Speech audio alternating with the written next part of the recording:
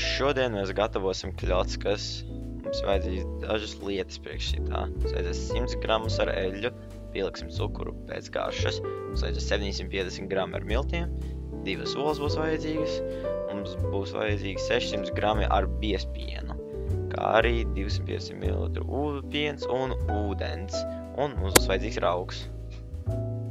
Pirmkārt, mums vajadzēs uzsildīt mūsu 250 ml ar pienu.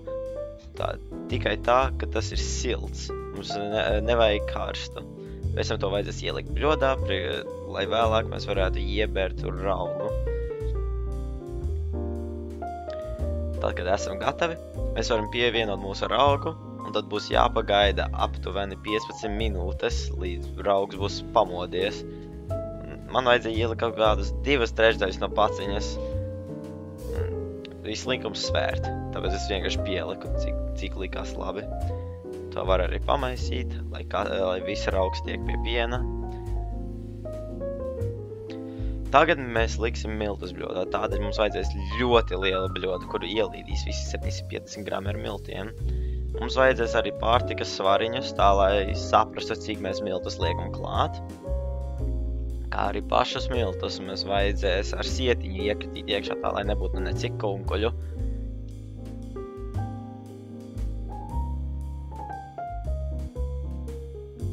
Kā jūs redzat, es ļoti eleganti esmu iekritījis manus miltus bļodā.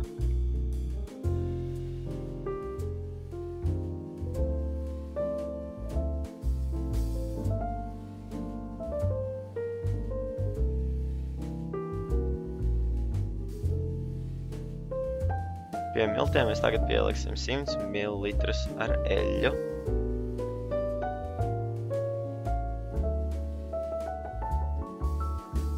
Kā arī 250 ml ar ūdeni.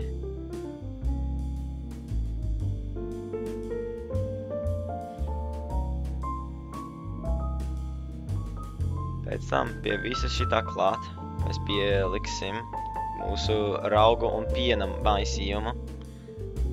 Es drusku pamaisīju mūsu miltu, eļļas un ūdens maisījumu tā, lai būtu drusku vienmērīgāk, pirms pieliekam pienu.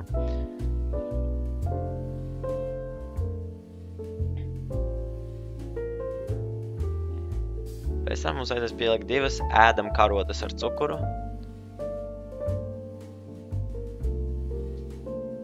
Un kārtīgu šķipsnu ar sāli.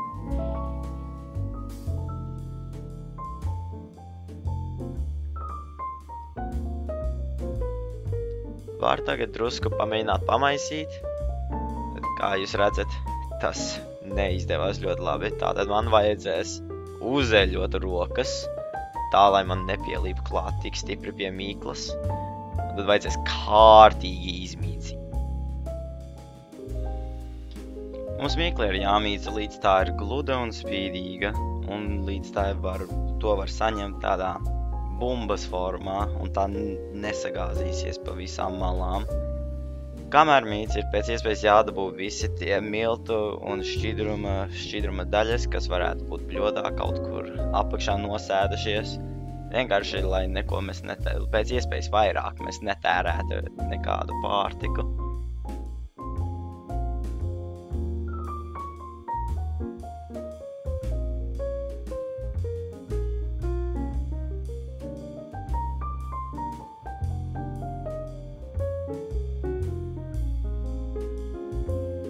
Mīklas mītīšanas laikā es ik pa laikam kārtīgi iesitu pa mīklu. Ne tikai, lai tas paliktu stingrāks, bet arī, lai mīkla zinātu, kurš ir šīs mājas saimnieks, un lai tas nesadomājas neko interesantu.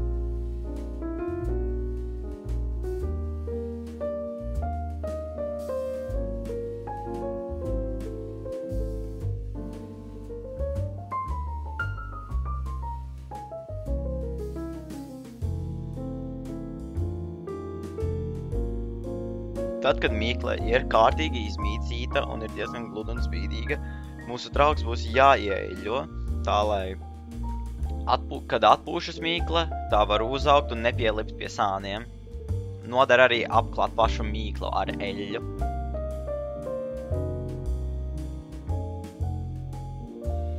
Pēc trauka ieeļošanas un mīklas ielikšanas mums būs jāapklāj trauks ar plasmasas plēvi, un mums vajadzēs atstāt mīklu uz 1 stundu, lai tas atpūšas.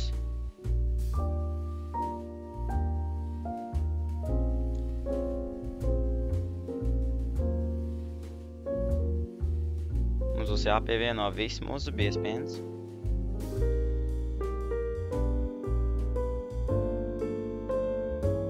Klāt pieliksim arī 2 olas, un mēs varam sākt maisīt.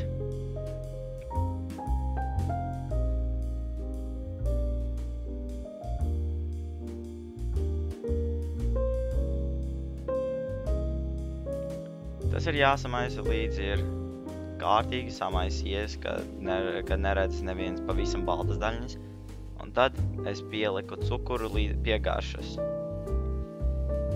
Ik pa laikam es pagaršoju, noskaloju roku, vienkārši, lai zinātu, vai tas nav pārāk salds vai tieši negaršīgs. Es arī pieliku drusku kanēli, tā, lai tas būtu garšīgāks.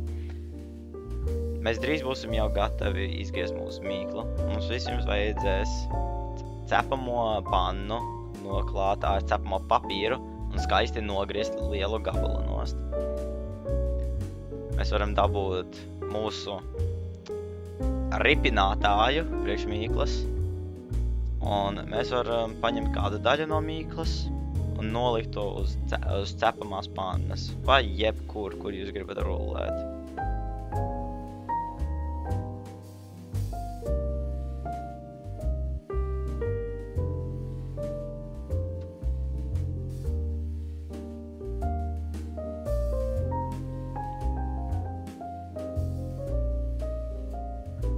Kā var redzēt, ļoti viegli var izrullēt visu šito te mīklu.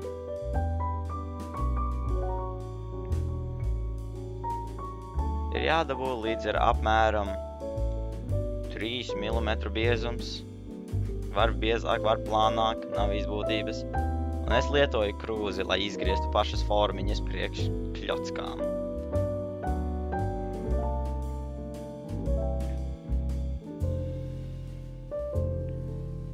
Te varētu būt, ka vajag piespiest diezgan stiepri, bet ir jāuzmanas, lai nesaplēstu pārējo mīklu, jo savādāk būs galīga ķeza.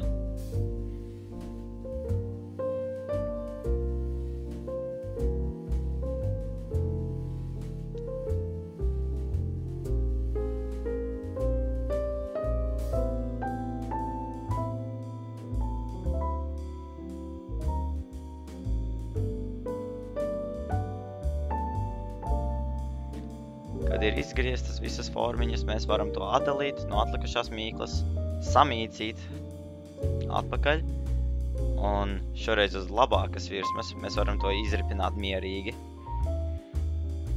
Atkal tas pats protokols, kas iepriekš, paņemam nākamo mīklas gabalu, izrullējam un izgriežam formas.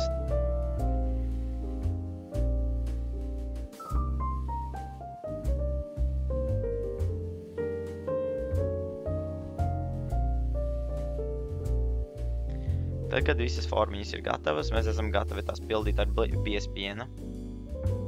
Es lietoju metodi, kur uztaisu mazu dobumiņu tajās formās ar pirkstu. Ik pa laikam man sanāca drusku pārpildīt ar biezpienu. Tas sanāca bika traģiski. Bet lielākai daļai man sanāca normāli aizvērt tā, ka viņas nesprākst vaļā.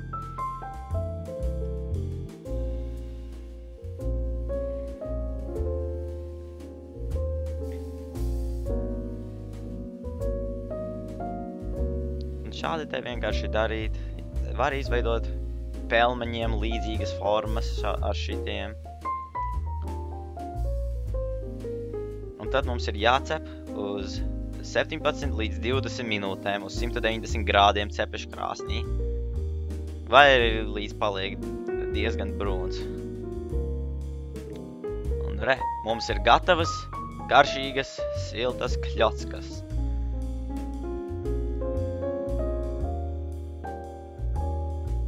Paldies par uzmanību, atā!